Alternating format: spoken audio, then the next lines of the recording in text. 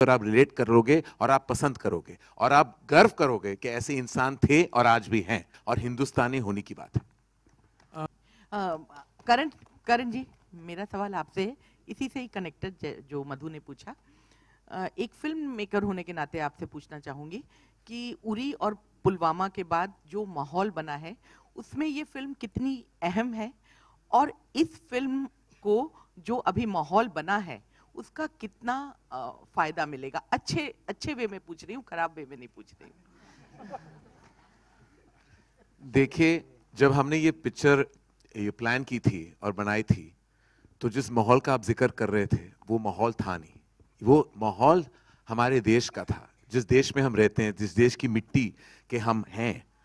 ये फिल्म उसी मिट्टी से बनी हुई है।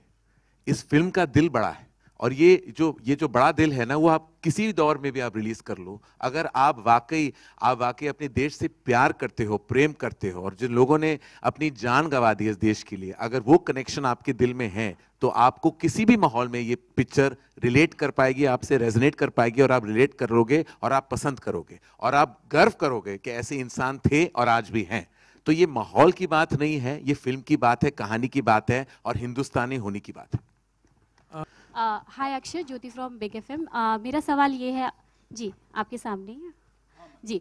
मेरा सवाल ये है कि फिल्म काफ़ी जो ट्रेलर्स है लोगों को काफ़ी पसंद आ रहा है, लेकिन आपके लिए पर्सनली कितना इमोशनली और फिजिकली कितना चैलेंजिंग था और कितना ड्रेनिंग था पूरा सिचुएशन जब आप लोग पिक्चराइजेशन कर रहे थे?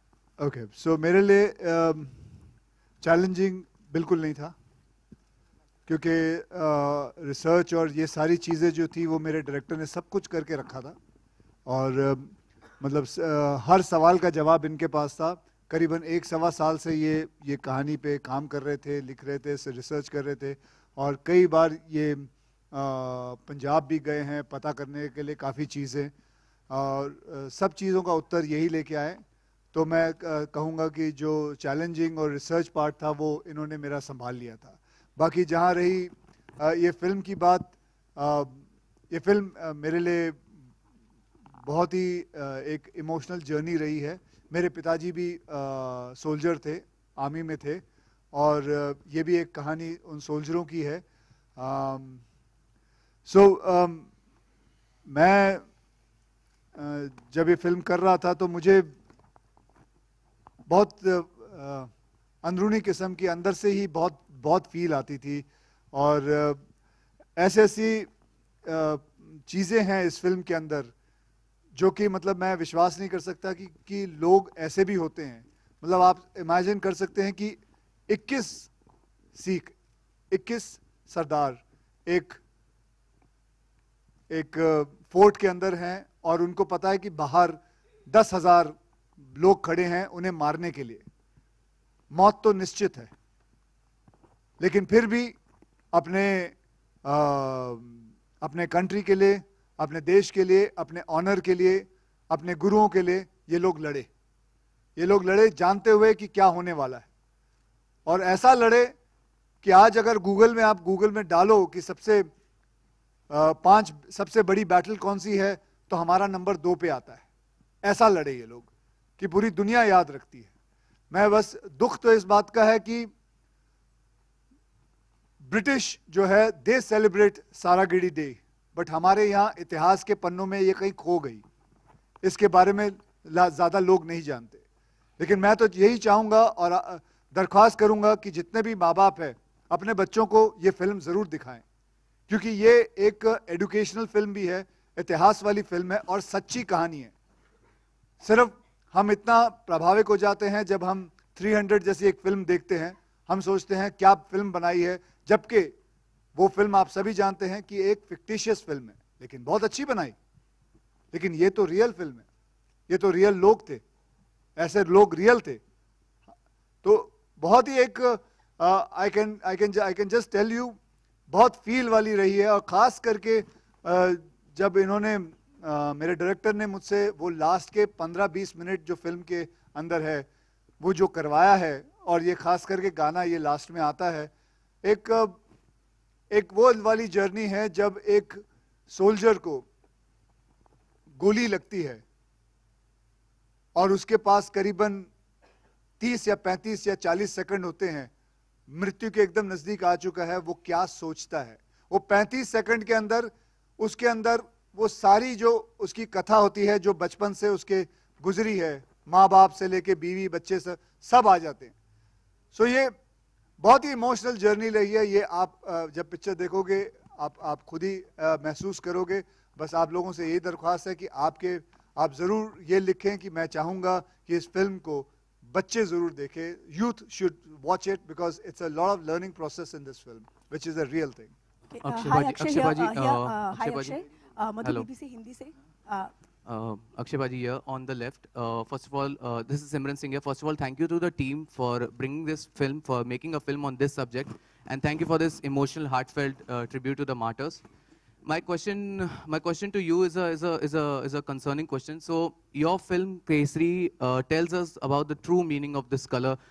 This is the color of sacrifice, valor, and bravery. But how? Doesn't bother you when you have a contemporary who is using the same color, but he has used in as a product with tobacco? So that's my question to you. I don't know. वो केसर और केसरी को दोनों mix कर गए। नहीं, that you know, I'm not naming the brand. Yeah, I'm not naming anything. That's okay. आपने add बीच में पता नहीं कहाँ से ले आए। मतलब हम कहीं और जा रहे हैं, भाजी तुसी कितने और चले गए हो। तो कोई गल नहीं। लेकिन भाजी I don't think like that. मैंने कभी जिंदगी में अपने ख्वाब में नहीं सोचा था कि ऐसा प्रश्न मेरे पास आएगा। लेकिन कोई बात नहीं। इसके बारे में जैसे आपने मुझसे प्रश्न पूछा, उसका उत्तर मैं सारी जिंदगी लगा लूं, मैं नहीं दे पाऊंगा। तो भाजी आई एम सॉरी, मेरे पास नहीं है उसका उत्तर। हाय अक्षय, बीबीसी हिंदी से मधु। सबसे पहले तो ये जब गाना हमने देखा काफ़ी इमोशनल हो गए हम लोग, उन शहीदों की कुर्बानी हमें याद आ गई। दो सवाल था। पहले तो ये जब आपने पूरा शूट किया, आपकी पूरी टीम ने पूरा शूट किया, तो क्या उस दौर से जब गुजर रहे थे आप शूटिंग के दौर पे, उसका एक्सपीरियंस कैसा था? क्योंकि अब हम सुन रहे थे तो हमें काफ़ी इमोशनल, हम कनेक्ट हो गए उस चीज़ से। बिल्कुल, ये बहुत ही इमोशनल गाना है। ये वही 35-40 सेकंड जो एक सोल्जर के जब गोली लगती है उसके जिंदगी में क्या होता है, मतलब उसके उस 35-40 सेकंड के अंदर वो क्या सोचता है, ये पूरा गाना वही है। एंड मैं दाद देता हूँ जिन्होंने ये गाना लिखा है कि किस हिसाब से लिखा है। मतलब वो वर्ड मैं कभी नहीं भूल सकता कि माँ कहती है तू मेरा चांद है और चांद हमेशा रहता है। बहुत सारे ऐसे वर्ड्स हैं अंदर जो बहुत अच्छी तरह पिरोए गए हैं। And it was a very very emotional journey ma'am. दूसरा मेरा सवाल ये था कि ये फिल्म कहीं ना कहीं मतलब जिस तरह से आप भारत के वीर से जुड़े हैं, बहुत अच्छा काम कर रहे हैं, लेकिन ये फिल्म कहीं ना कहीं डेडिकेट है, तो उसका भी जानना चाहेंगे, उसके पीछे का कारण क्या है? उसका कारण ये है क्योंकि ये film it is all about the martyrs, it is about what happened in 1897 on September 12th, and it is about the sacrifice what they did for the country, and that is why we have dedicated this film to Bharat Ke Veer and all the martyrs who have given their lives so that we can live our lives. Hi, this is Sohail here, आपके सामने. Congratulations to Akshay, Pariniti, Karan and the entire team. जब trailer out हुआ था तभी also we could feel that connect actually very emotionally. मैं चाहता हूँ, मेरा क्वेश्चन है कि जब पहली बार आपसे ये नरेशन किया था और ये look specially actually Akshay ji, I think so कि इस तरह का लुक हमने पहले कभी आपको देखा नहीं इस तरह के लुक में।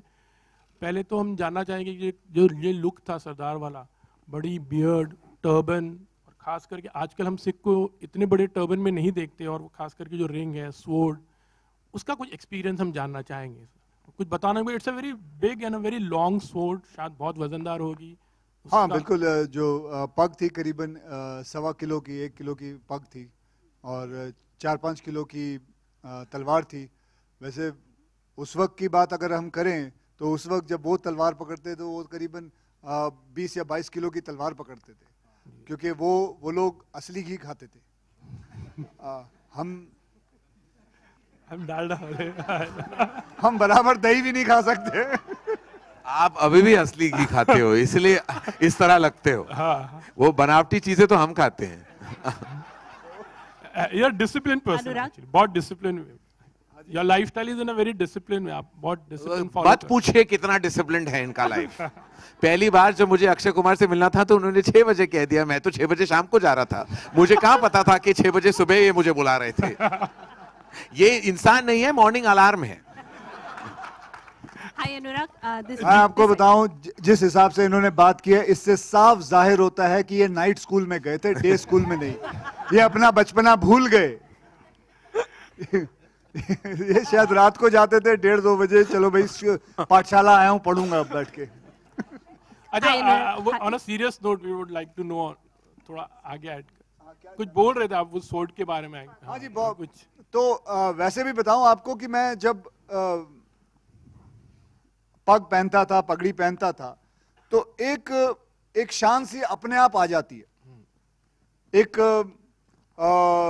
आपकी जो रीढ़ की हड्डी है वो एकदम सीधी हो जाती है, क्योंकि आपके कंधे पे, आपके सर पे एक हल्का सा वजन आ जाता है, तो आप अपने आप ही you become very aware of everything. You become completely upright, and मैं ये कहूँगा कि there's a scientific reason to it. और ये मैंने देखा है कि जो इंसान जब पग पहनते हैं, जो सही पग पहनते हैं, वो हमेशा एकदम सही हिसाब से खड़े रहते हैं। और ये इसकी जो रिसर्च जो है, जितनी भी है, मैं चाहूँगा कि ये मैं भी जानना चाहूँगा, तू किस तरह कितनी रिसर्च है दास? रिसर्च जो है वो ये जो लुक है सर का, अगर उसके बारे में बात करें तो वो जो हिस्टोरिकल रेफरेंसेस हैं उसमें से ही आया है कि उस टाइम पे, अभी जैसे आपने मेंशन किया कि अभी पगड़ियाँ इतनी बड़ी पहनते नहीं हैं, तो आजकल धीरे धीरे जैसे बाकी चीज़ें चेंज हुई हैं, अटायर को लेके, कॉस्ट्यूम, कपड़े जो लोग पहनते हैं, तो ये पहले पगड़ी बड़ी ही बांधी जाती थी नॉर्मली, उस टाइम पे बड़ी पगड़ियाँ बांधते थे। तो धीरे धीरे अभी वो छोटी हो गई हैं। तो उस टाइम के हिसाब से हमारे पास जो कुछ पिक्चर्स, कुछ रेफरेंसेस अवेलेबल थी बुक्स में, रिसर्च मटेरियल में, तो उस हिसाब से पगड़ी जो उस टाइम के सोल्जर्स की फोटोग्राफ्स हैं, थोड़ी बहुत कम अवेलेबल हैं, लेकिन उनमें से यही पगड़ी थी। और वो जो रिंग आपने मेंशन की, उसको चक्कर बोलते हैं, कड़ा बोलते हैं पंजाबी में, जो बेसिकली पगड़ी पे अगर कोई तलवार से वार करे तो उसको प्रोटेक्ट करने के लिए भी है। सो यू कैन अंडरस्टैंड कि पगड़ी की कितनी इंपॉर्टेंस है। जैसे इन्होंने बोला कि आप पहनते हो तो इमीडिएटली आप ऐसे सीधे हो जाते हो, तो वो पगड़ी नहीं है, एक रिस्पॉन्सिबिलिटी भी है आपके ऊपर। क्योंकि उस टाइम पे जब ये सिखों का लुक क्रिएट किया गया था, तो उस टाइम पे माहौल कुछ इस तरह का चलता था, मुगल बादशाह जो थे उनके साथ बहुत माहौल गड़बड़ चल रहा था। तो ये क्रिएट ही इसलिए किया गया था कि दूर से कोई देखे तो बोले कि यार ये एक अपराइट ऑनेस्ट आदमी आ रहा है जो हमारी रक्षा कर सकता है। So that is how it happened. वैसे भी पगड़ियों को देखा जाता है कि पगड़ी जो पहनते हैं, जैसे राजस्थान में भी पहनते हैं, it is given to people who are responsible, उनको दिया जाता है। गुजरात में पगड़ियाँ पहनते हैं, तो ये सब जगहों पे मैंने देखा है, जब पगड़ी पहनते हैं तो एक रिस्पॉन्सिबल आदमी को हाथ में पगड़ी देते हैं। सो पगड़ी का मतलब भी मैटर ऑफ प्राइड आल्सो। बिल्कुल। लेकिन